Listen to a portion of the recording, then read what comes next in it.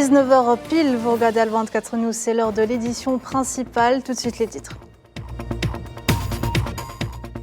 Deir el-Balah sous les bombardements sionistes, au moins 25 Palestiniens, pour la plupart des femmes et des enfants, sont tombés en martyrs. 92 morts et plus de 123 blessés lors des 8 massacres perpétrés par les forces de l'occupation ces dernières 24 heures.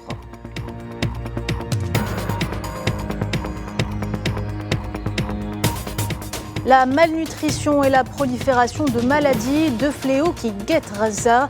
Des dizaines de milliers tentent de survivre tant bien que mal sans nourriture et sans eau. Les enfants sont les plus touchés.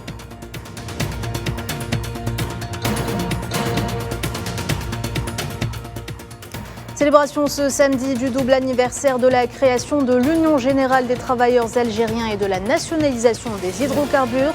Le Premier ministre algérien Nadel Arbaoui était à Timimoun pour inaugurer le complexe gazier de Hassiba Hammoum.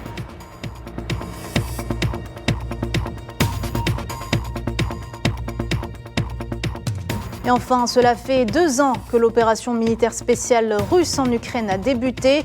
24 mois plus tard, les combats continuent de faire rage sur toutes les lignes de front.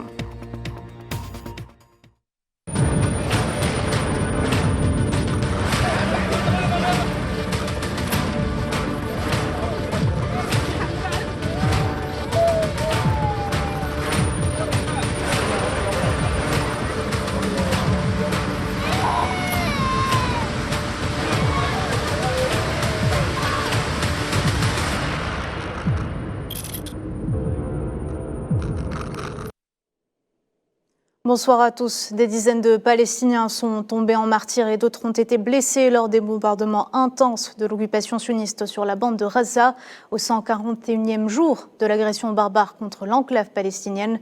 Et les ambulances sur place font face à d'extrêmes difficultés pour transporter les blessés et les corps des martyrs en raison des raids aériens sionistes incessants. Le bilan est monté ce samedi à 29 606 martyrs et 69 737 blessés, en majorité des femmes et des enfants.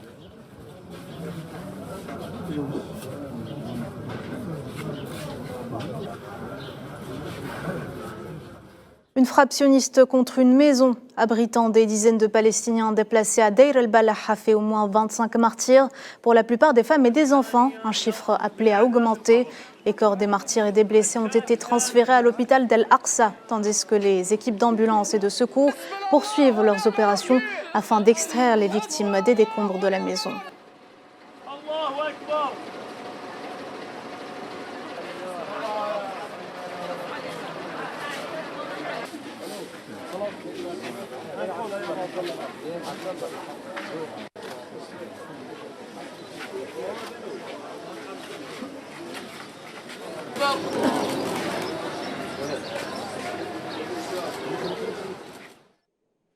Au moins 8 massacres ont été perpétrés par les forces de l'occupation sioniste ces dernières 24 heures dans la bande de Gaza. 24 heures sanglantes dans lesquelles au moins 92 Palestiniens ont perdu la vie et plus de 123 ont été grièvement blessés, dont une majorité, il faut toujours le rappeler, sont des femmes et des enfants innocents.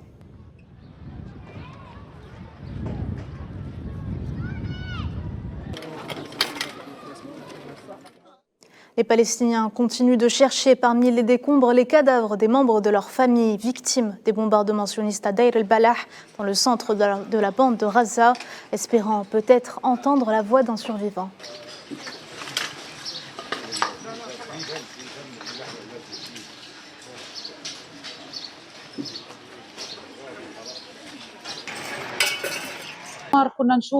Nous étions témoins de ce genre de destruction à la télévision et nous en entendions parler. Mais je n'aurais jamais pensé qu'un jour on me sortirait des décombres. Nous ne savons pas quoi faire. Honnêtement, je ne trouve pas les mots pour décrire cela. Nous ne savons pas quoi dire, nous ne savons pas où aller. Nous demandons à la communauté internationale d'agir. Nous demandons aux Nations Unies, aux organisations de défense des droits de l'homme et aux organisations internationales de prendre acte de cette destruction. Nos enfants meurent.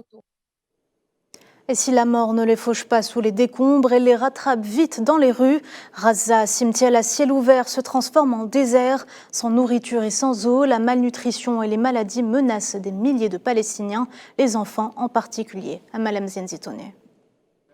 Toutes les conditions pour l'apocalypse à Gaza sont réunies. Génocide, famine, maladies et morts. Des approvisionnements alimentaires insuffisants, des taux de malnutrition alarmants et des maladies qui se propagent dans l'enclave, menaçant ainsi la vie de nombreux enfants de la région. Naram Aboulibda, mère de 3 enfants, a été déplacée de Jabalia dans le nord de Gaza vers Rafah dans le sud en décembre dernier.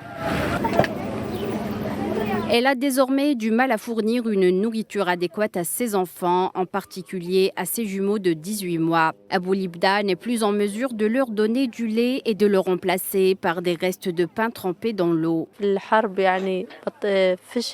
Depuis la guerre, il n'y a plus de lait. Et s'il est disponible, il est à un prix trop cher. Cela fait maintenant 5 mois que je ne leur donne plus de lait. Malheureusement, ils souffrent d'anémie, d'un manque de calcium et de vitamine D, à cause de l'absence d'aliments comme les œufs et le lait. Le Fonds international d'urgence des Nations Unies pour l'enfance estime que dans les semaines à venir, au moins 10 000 enfants de moins de 5 ans souffriront de la forme la plus mortelle de malnutrition ou d'émaciation sévère et auront besoin d'aliments thérapeutiques. Les systèmes de santé à Gaza s'effondrent. Selon l'Organisation mondiale de la santé, plus des 2/3 des hôpitaux de Gaza ont fermé leurs portes en raison des dégâts causés par le génocide sioniste en cours ou du manque de carburant, d'eau et de fournitures médicales. La santé des mères s'est détériorée et par conséquent, ces mères qui, à l'été, ne peuvent pas terminer la période de lactation de leurs enfants, ce qui a un effet négatif sur leur santé. Les aliments que consomment les enfants manquent également des éléments essentiels et des suppléments nutritionnels importants pour leur croissance à mesure qu'ils grandissent. Et il y a une propagation d'épidémies chez les enfants comme l'hépatite et le catarrhée intestinal. Bien que la faim et la famine se sont trop souvent invitées dans la longue tragédie palestinienne, la catastrophe en cours à Gaza a dépassé en ampleur toutes les souffrances que le peuple palestinien endure depuis longtemps. Les forces de l'occupation sioniste ont de nouveau pris d'assaut ce samedi à l'aube le village de Yatta, au sud d'El Khalil. D'après un correspondant de l'agence de presse palestinienne, l'armée d'occupation a lancé des drones au-dessus du village, imposé un couvre-feu et forcé les habitants à rester chez eux.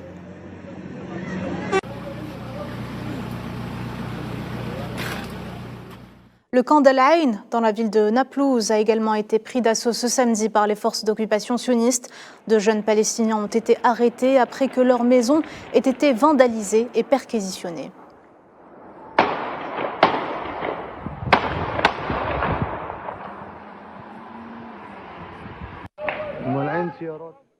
« 7210, c'est le nombre de Palestiniens arrêtés par les forces d'occupation sionistes depuis le 7 octobre dernier. La commission des anciens prisonniers et le club des prisonniers palestiniens ont déclaré dans un communiqué que ce nombre inclut ceux qui ont été arrêtés à leur domicile, au poste de contrôle militaire, ainsi que ceux qui ont été contraints de se rendre ou qui ont été retenus en otage.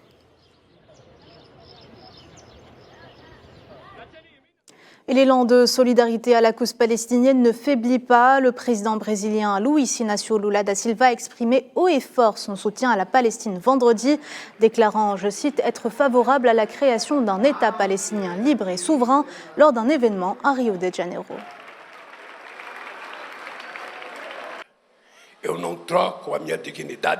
Je n'échangerai pas ma dignité contre des mensonges et je tiens à vous dire que je suis favorable à la création d'un État palestinien libre et souverain.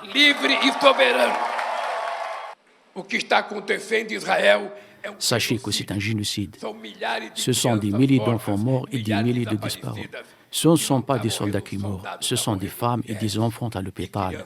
Si cela n'est pas un génocide, je ne sais pas ce qu'est un génocide. Il n'est pas possible que les gens ne comprennent pas ce qui se passe à Gaza. Il n'est pas possible que les gens n'aient aucune sensibilité à l'égard des millions de personnes qui se couchent chaque jour le ventre vide parce qu'elles n'ont pas un verre de lait, alors que le monde produit trop de nourriture.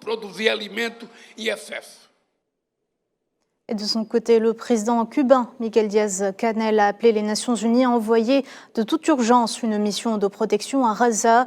Il a également exhorté à mettre en place des lignes d'aide humanitaire et de secours ainsi que des matériaux afin de permettre la construction d'abris dans la bande de Gaza.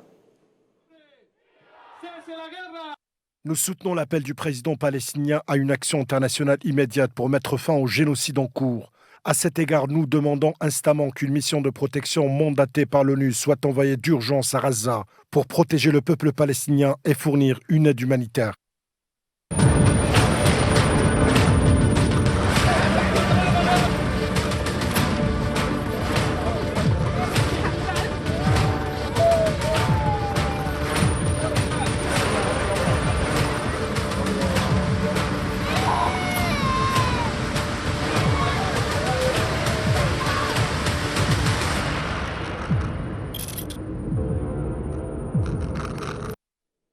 Allez, on passe au reste de l'actualité. Une nouvelle frappe aérienne sioniste a touché le sud du Liban.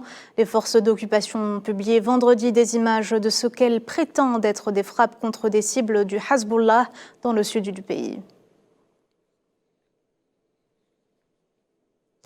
Et au Yémen, des responsables houthis ont assuré à l'Union européenne que la navigation maritime en mer Rouge était sûre et qu'il n'y avait aucune menace pour les navires n'ayant pas de relation avec l'entité sioniste, les États-Unis et le Royaume-Uni. Pour rappel, l'Union européenne a lancé lundi une mission navale sous le nom de mission Aspides pour protéger ses intérêts commerciaux en mer Rouge.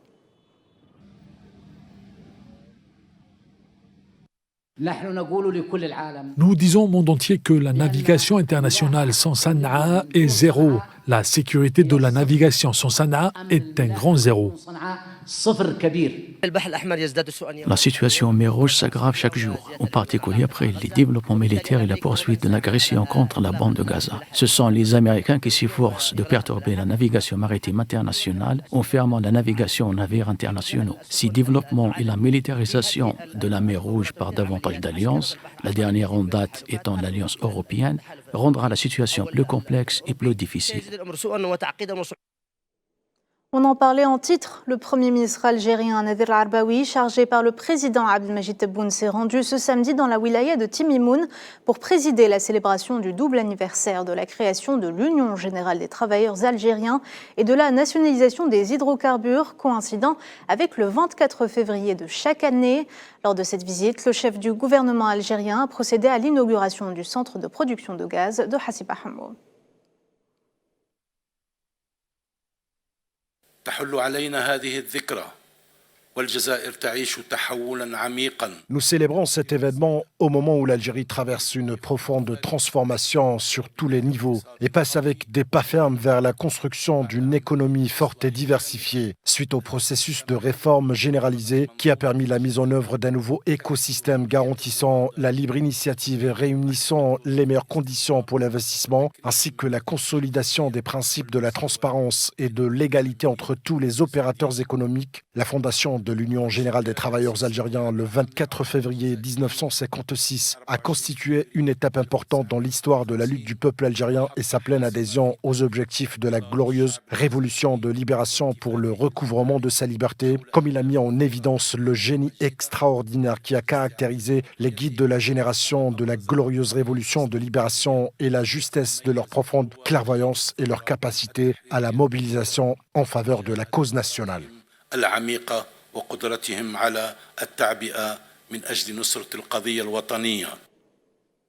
Avec la mise en œuvre d'une nouvelle stratégie, Alger s'engage à relever les défis du développement durable. لقد التزمت الجزائر L'Algérie s'est engagée à relever les défis du développement durable à travers la mise en œuvre d'une nouvelle stratégie énergétique basée sur une vision visant à développer son économie à moyen et long terme en accompagnant le processus de réalisation de la transition énergétique efficace à travers le lancement de nombreux projets en matière des énergies renouvelables, de se positionner comme un acteur majeur dans la production de l'électricité à partir de l'énergie solaire et l'intégration de l'hydrogène, en plus des efforts fournis pour renforcer la protection des écosystèmes naturels et le renforcement de reboisement et la sauvegarde de la biodiversité ainsi que des ressources naturelles pour un avenir durable.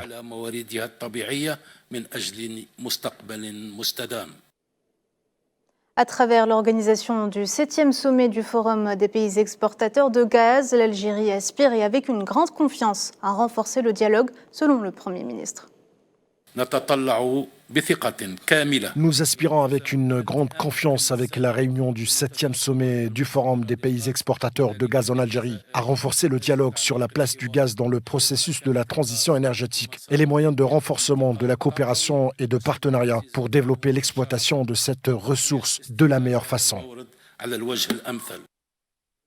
L'Algérie a donc inauguré ce matin un nouveau complexe gazier dans le sud du pays, marquant ainsi une avancée significative dans le secteur énergétique national et international. La production annuelle de cette infrastructure est estimée à plus d'1,5 milliard de mètres cubes. Mohamed Wali Ben Chaban. Avec une production annuelle estimée à plus d'1,5 milliard de mètres cubes, ce champ gazier promet de redéfinir le paysage énergétique en Algérie. Doté de 24 puits équipés de dernière technologie, cette nouvelle infrastructure conjugue l'engagement de l'Algérie à améliorer sa productivité gazière et à répondre aux demandes croissantes du marché local et international. La capacité de production de ce centre est estimée à 4,3 millions de mètres cubes quotidiennement. Il est doté de 24 puits et équipé des dernières techniques en technologie dans le domaine de l'énergie. Le champ de Hassiba Hamou est le plus important champ gazier dans la région sud-ouest, avec une capacité d'environ 6 millions de mètres cubes, qui peut traiter et exporter à travers le gazoduc reliant Hassiba Hamou à Hassirmal. Ce qui distingue particulièrement ce champ gazier, c'est la qualité exceptionnelle de son produit. Il s'agit de l'un des types de gaz les plus prisés sur les marchés mondiaux, notamment en Europe. Le gaz de Hassiba Hamou est de la meilleure qualité, qui est dépourvu de CO2, du soufre et du mercure. Ces trois composants sont indésirables pour les clients européens. Le but principal du département de production est d'assurer la disponibilité des puits, le réseau d'approvisionnement, mais aussi une meilleure gestion des ressources gazières. En augmentant ses capacités de production de carburant bleu de manière efficiente et efficace, l'Algérie s'inscrit résolument dans une trajectoire visant à faire du gaz une ressource clé dans la transition énergétique mondiale, tout en assurant sa propre prospérité économique à long terme. Les chefs d'État des pays membres de la Communauté économique des États d'Afrique de l'Ouest ont décidé ce samedi de lever toutes les sanctions avec effet immédiat contre le Niger. C'est ce qu'a annoncé le président de la commission de l'organisation régionale dans la capitale nigérienne, Abuja. Les frontières et l'espace aérien seront notamment rouverts.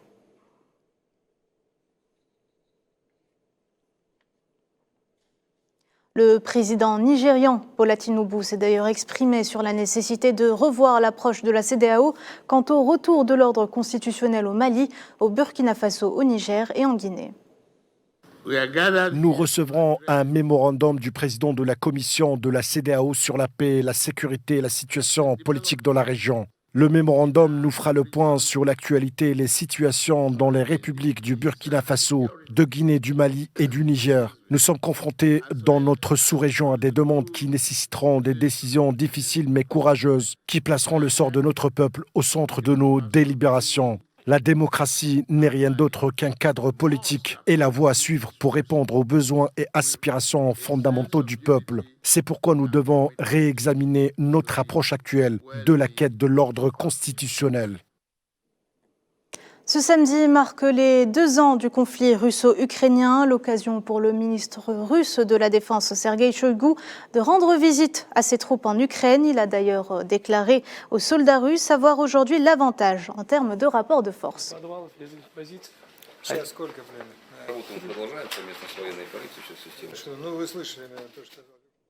On en parlait, le week-end marque les 2 années depuis le début de l'opération militaire spéciale russe en Ukraine.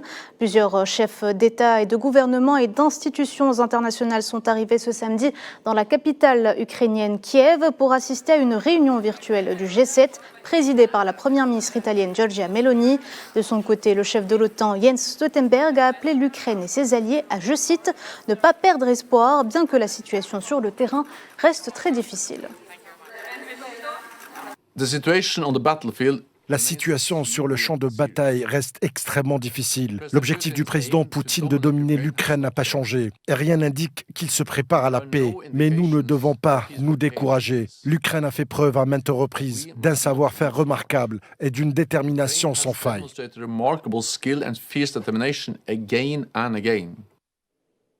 Et ce conflit de très haute intensité continue de marquer le vieux continent et suscite de profondes transformations sur l'échiquier international. Les combats font rage sur la ligne de front et la prise d'Avdivka par les troupes russes constitue une percée notable dans le dispositif de défense ukrainien au Donbass, épicentre hautement disputé de ce conflit toujours en cours. Sofiane Baroudier. Un nombre important de dirigeants occidentaux se sont rendus à Kiev pour la commémoration de la seconde année du début du conflit de haute intensité qui secoue le vieux continent. Ursula von der Leyen, Justin Trudeau ou encore Giorgia Meloni, la première ministre italienne, qui doit présider une visioconférence du G7 afin d'assurer l'Ukraine et son président Volodymyr Zelensky de leur soutien continu. Ce dernier a dans un message à la nation affirmé, je cite, « Nous vaincrons ». Peut-être pour booster le moral des troupes que beaucoup d'observateurs estiment au plus bas, avec les complications inhérentes à la situation sur le front, conjuguées au changement au sein du commandement de l'armée et surtout à la lenteur de plus en plus décriée des aides occidentales destinées à alimenter le front ukrainien. Pour rappel, après l'échec de la contre-offensive d'été, l'ancien chef d'état-major des forces armées ukrainiennes, le général Zaluzhny, avait reconnu la difficulté de la situation sur le champ de bataille. Il avait aussi exprimé les carences du niveau d'aide apporté par les alliés occidentaux de Kiev, et ce, au vu des impératifs dévolus au rythme de cette guerre de très haute intensité. 2 ans après le début de l'opération spéciale russe en Ukraine, les combats continuent de faire rage tout au long de la ligne de front. Le ministre de la Défense russe, Sergei Shoigu, a fait une visite de terrain afin d'inspecter les troupes russes. L'avancée des troupes russes dans le chaudron stratégique du Donbass se fait à présent effective. La conquête d'Avdivka, important centre industriel, l'illustre, ainsi que la poussée vers Robotyno, qui paraît ouvrir un nouveau cycle dans le conflit, dans l'objectif d'asseoir un contrôle concret des zones orientales et méridionales de l'Ukraine. Après Soledar et Bakhmut, Avdivka est aujourd'hui le symbole de la progression de l'armée russe vers les objectifs réaffirmés récemment par le président russe Vladimir Poutine, dans l'interview médiatique la plus regardée depuis des décennies. Sur le front de la guerre économique, la stratégie des sanctions maximales élaborée par les Occidentaux pour affaiblir la Russie ne paraît pas avoir été complètement efficiente. En effet, 2 ans après le déclenchement de la guerre, l'économie russe a démontré une grande résilience et une capacité certaine d'adaptation permettant de maintenir le cap de la croissance économique et de répondre en même temps aux besoins de l'opération spéciale. Sur le plan diplomatique, aucune issue négociée ne paraît pointer à l'horizon pour le moment. Depuis l'accord d'Istanbul sur le blé de la mer Noire, aucune négociation n'a encore donné lieu à une voie de résolution politique de ce conflit de haute intensité qui continue plus que jamais à secouer le vieux continent et à peser de tout son poids sur l'échiquier international en grande transformation. Le Salon international de l'agriculture a été marqué par une inauguration assez tendue ce samedi en France. Avec plusieurs heures de retard, le président Emmanuel Macron a été accueilli par des huées et des sifflets après que des manifestants aient forcé les grilles et sont entrés en force. Face aux heurts, l'Élysée a limité la déambulation du chef de l'État français et a mis en place un débat avec des agriculteurs retransmis sur les écrans géants.